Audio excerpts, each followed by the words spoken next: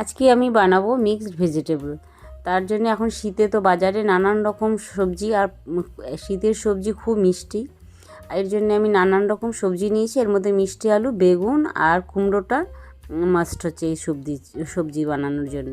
তো কুমড়োটাকে আমি এইভাবে কেটে নিয়েছি। কেটে নিয়ে আগে কুমড়োটাকে ভালো করে ভেজে নেব। তারপরে বেগুনটাকেও ভেজে নেব। বেগুনটাকে কেটে একটু লবণ দিয়ে নিয়েছি। তারপরে বেগুনটাকেও লাল করে আগে ভেজে নেব। কুমড়ো আর বেগুন খুব নরম তরকারি, তো এটা সবার সাথে দিলে পরে গলে যাবে। ওই জন্য এটাকে আমি আগে ভেজে উঠিয়ে নেব। তারপরে তেজপাতা, কাঁচা লঙ্কা আর পাঁচফোড়ন দেব।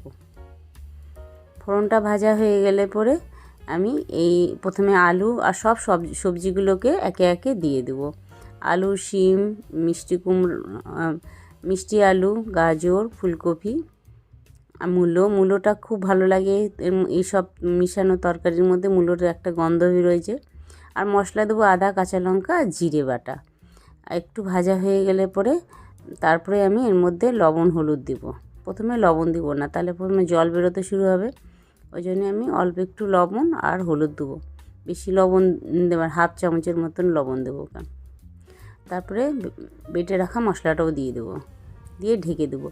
তারপরে বেগুন আর কুমড়োটা যে ভেজে রেখেছিলাম সেটাকে আমি এই সময়টাই দিয়ে দেবো। এইভাবে তরকারি বানালে পরে এই তরকারি রুটি, পরোটা, তারপরে খিচুড়ি মধ্যে খুব ভালো লাগে খেতে।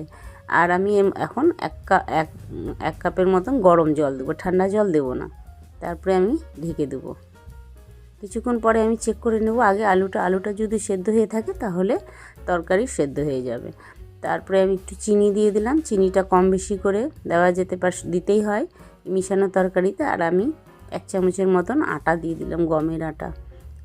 আর ছোটো বাটির 1 বাটি ধনেপাতা, কুড়ানো নারকেলটা ছিল তাই দিলাম, না থাকলে কোনো অসুবিধা নেই, স্কিপ করে দেবেন।